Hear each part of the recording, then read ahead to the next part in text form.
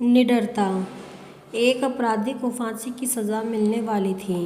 राजा उस अपराधी को दो विकल्प देता है। पहला विकल्प ये था कि फांसी में लटक कर मरना और दूसरा विकल्प था कि गुप्त दरवाजे के उस पार जाना।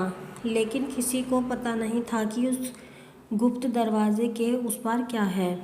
अपराधी ये सोचकर ही डर जाता है कि उस गुप्त दरवाजे के उस पार क्या होगा।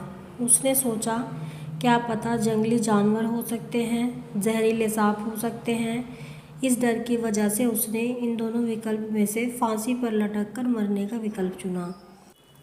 उस अपराधी को सजा के लिए ले जाते हैं। जैसे ही उसे फांसी होने वाली थी, उसके मन में प्रश्न उठा कि उस गुप्त दरवाजे के पीछे क्या है।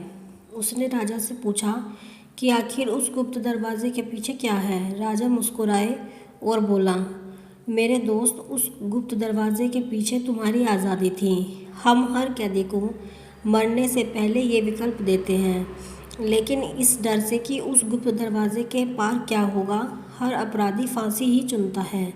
और तुमने भी ठीक वैसा ही किया।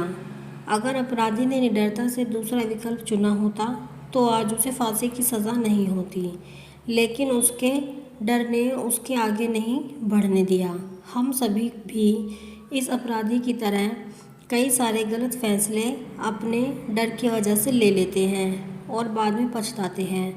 बाद में पछताने के लिए कुछ नहीं होता है, इसलिए हमें किसी भी समस्या का समाधान डर कर नहीं, लेकिन निडरता के साथ करना चाहिए।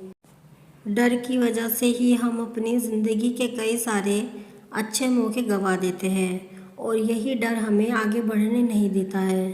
एक इंसान को अक्सर असफलता का डर, कुछ होने का डर, मृत्यु का डर जीवन में कभी भी आगे नहीं बढ़ने देता है।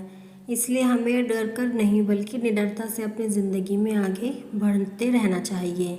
हमें कठिन से कठिन समस्या को भी डर कर नहीं बल्कि डट कर सामना करना चाहिए। आप कमेंट में ज़रूर बताएं कि आपको ये कहानी कैसी लगी है। अगर आपको कहानी पसंद आई तो वीडियो को लाइक करें, शेयर करें और चैनल को सब्सक्राइब करें ऐसी ही कहानियों के लिए।